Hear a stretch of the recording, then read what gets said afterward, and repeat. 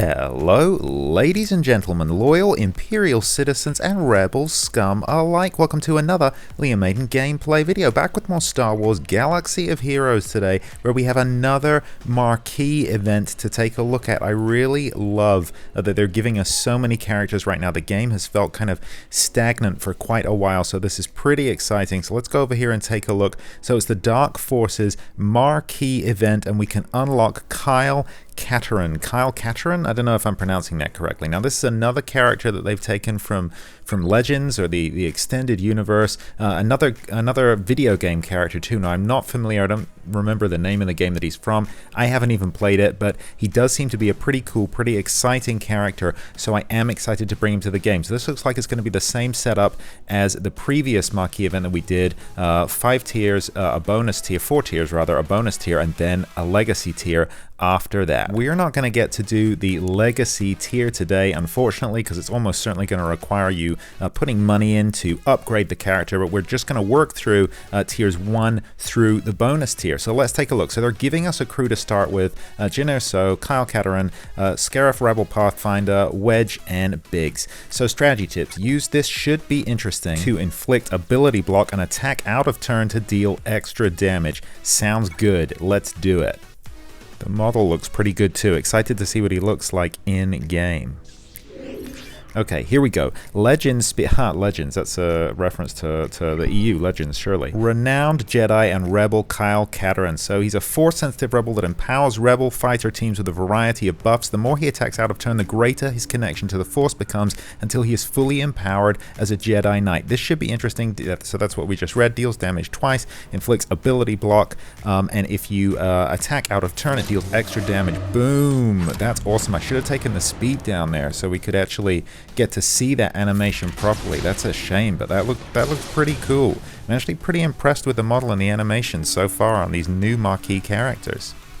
I think I'm just going to keep pounding on Stormy here, though normally of course you try and go around the tanks, but yeah, they've given us, this team here is super overpowered for this, so this is not going to be an issue. As per usual, I'm only going to use the basic abilities. There we go, with slower speed. That was nice. So I'm only going to use the abilities as they introduce them here. But that looked pretty good. Glad we got to actually see the animation a little bit there. Boom. Nice.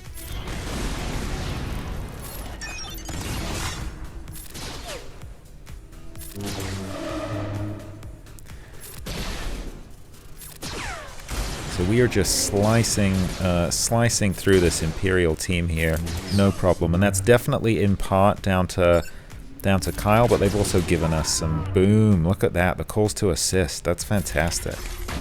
They've given us a pretty buff team here. This is not difficult. Here we go, just Dark Trooper to go. That was pretty cool. Complete miss there with the punches. Boom, there we go. Thank you, Biggs. All right, first tier down.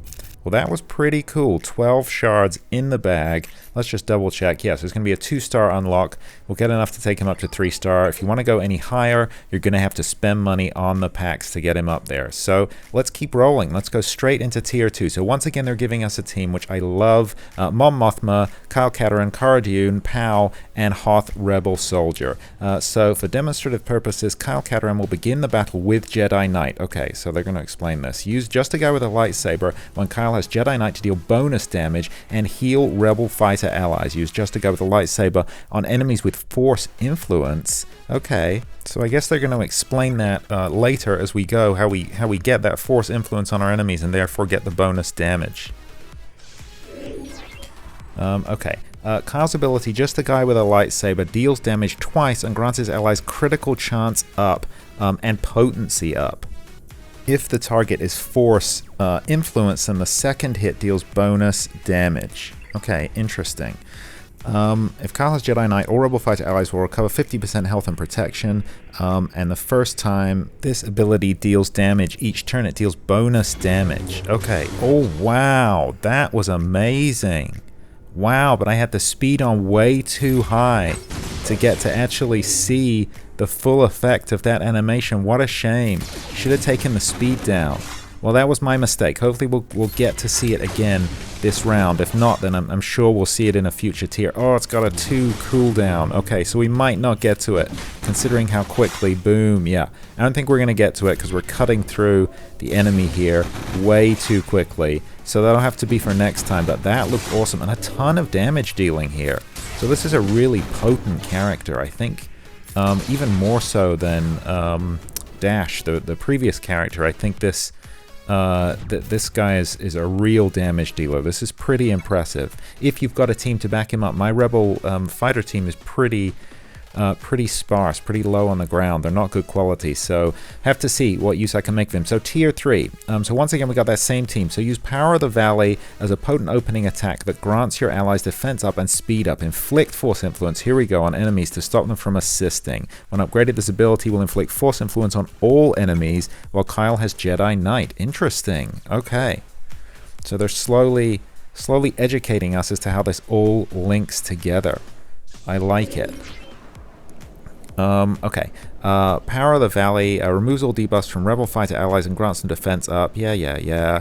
Okay, we already read that. So let's do this. Oh, I can't. Okay, I don't feel as bad about last time now. I can't change the speed while there's this dialogue box on screen. All I can do is hit this attack.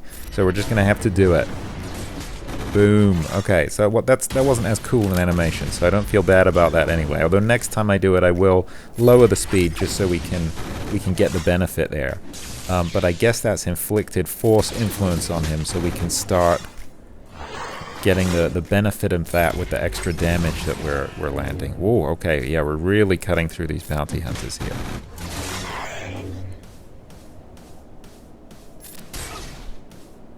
Wow, I don't know if Kyle's gonna get another turn, is he?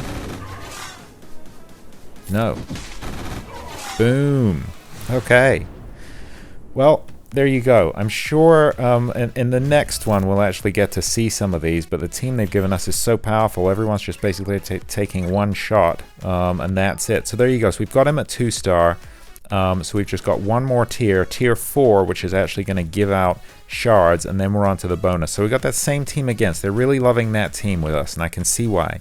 Note, for demonstrative purposes, this battle will be simulated as if it's in territory battles. Okay, for demonstrative purposes, Kyle Katarn will begin with Jedi Knight. Attack out of turn with Kyle Katarn to gain stacks of force connection. At 10 stacks, he'll dispel them, okay, and gain Jedi Knight. Use Kyle with Rebel fighter allies to gain bonus turn meter at the start of the encounter. While in territory battles, this also counts Jedi allies. Okay, it also grants stacking critical damage to Rebel fighter allies who attack out of turn while in territory battles.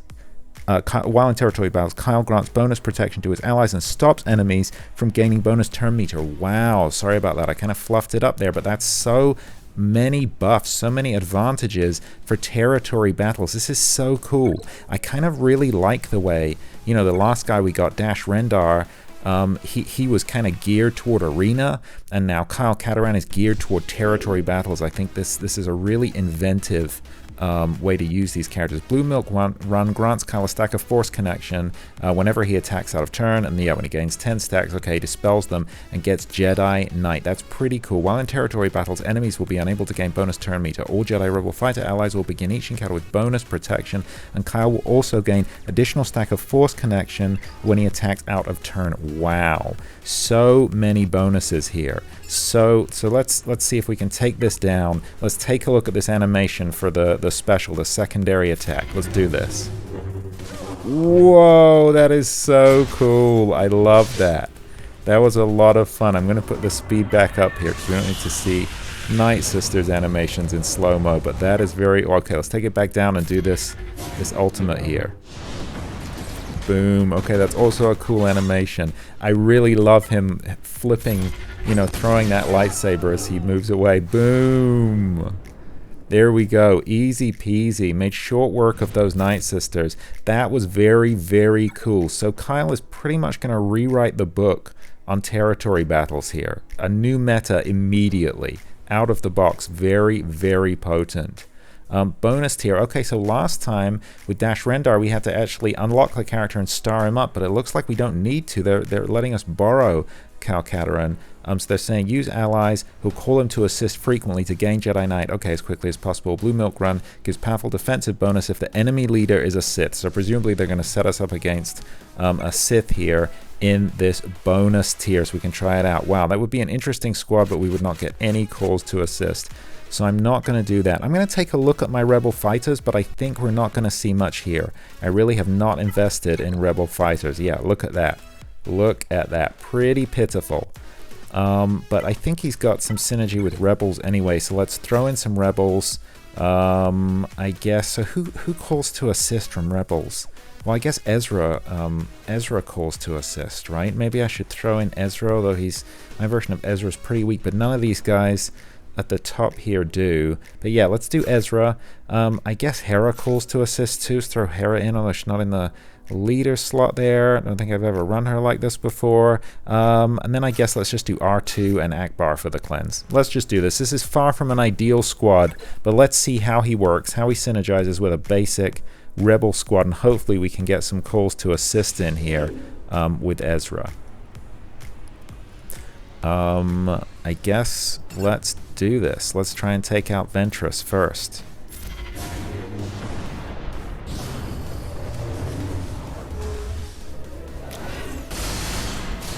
So one thing I guess I didn't take into account here, now that I think about it, is because I haven't invested in my Phoenix in so long. Let's get master plan, I guess. Ezra and Hera are going to be so slow. I'm not even sure they're really gonna do any calling, because I'm not sure they're necessarily going to get to move. Okay, let's take this. Let's see what this looks like while he's in stealth. Let's take it down. Boom. Okay. Still pretty cool. I really love that, throwing the lightsaber. Very awesome. But yeah, we're not really... Okay, I guess let's do it now. Boom. But yeah, so he's only got 2 stacks of Force connections, so nowhere near enough for him to get Jedi Knight. We're not going to do it, unfortunately. But oh wow, so that's 2-parter. Okay, so maybe we will get to do it. Part 2. Okay. The Triumvirate. Let's take out Nihilus first, because we don't want him annihilating anybody. Although with only those 2 call to assists, I don't think this is going to work either. And now we've got Isolate on, or whatever they are, the bombs of whatever Treyer's thing is. I forget the name of it already. So I don't even know that we can call to assist right now. I'm assuming we can't cleanse that. But we don't need to. We don't need to. Cutting through. So we didn't get to try out Jedi Knight on this bonus tier. We did get to see it in action earlier. Very, very potent. Not going to need it now. Boom. Darth Sion killed by Hera. Kind of insulting, I am sure. But there we go. That's the final bonus tier. An Omega and some 5-dot mods. Not bad. Now to engage in the Legacy tier. Wow, so we need both Dash Rendar and Kyle Katarn at 5-star. So they're really going hard, or they rather are encouraging you to go hard on these new characters to get those Omicron materials that we need for those new abilities they've introduced. Wow. So, I mean, fair game, I guess. That's what they want you to do, right? They want you to spend money on the game, but you'd have to spend a lot to get both those characters up to 5-star. We're not going to do it today, but we are going to unlock Kyle Katarn so we can take a look at the model in all its glory. Let's do this. Boom. There we go. Nice. Nice. So, you know, overall, I think this character is pretty awesome, and that's a pretty good model. Let's take him up to 3-star here. And that was a fun event. I did enjoy the Dash Rendar event with the kind of moving background, everything they tried to do. That was very different. I was kind of hoping they'd do the same thing here, and they didn't, but it was still cool. I still like it. And this is a solid model. Doesn't look like it's got a fidget. I always love it when the models have a fidget. Let's check the profile there. Pretty good, pretty good. Obviously, it's not going to be as good quality as a lot of the other newer games out there. You know, Raid Shadow Legends, for example. But I think it looks pretty good for Galaxy of Heroes. I'd like to see a fidget on it, but still, solid model. But more than that, solid tune in-game. I think this guy's going to be really transformative for territory battles. That's what I think, but what do you think? What did you think of the event?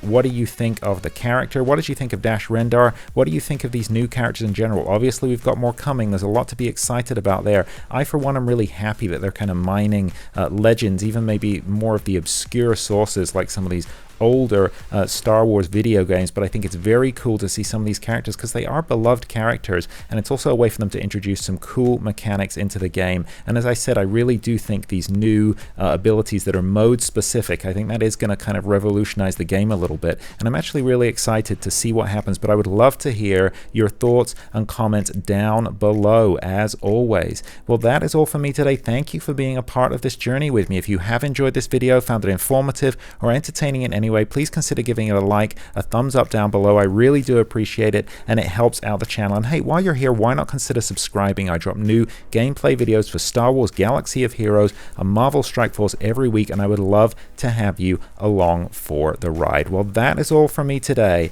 I'll see you in the next Liam Maiden gameplay video. In the meantime, look after each other, and remember, the Force will be with you always.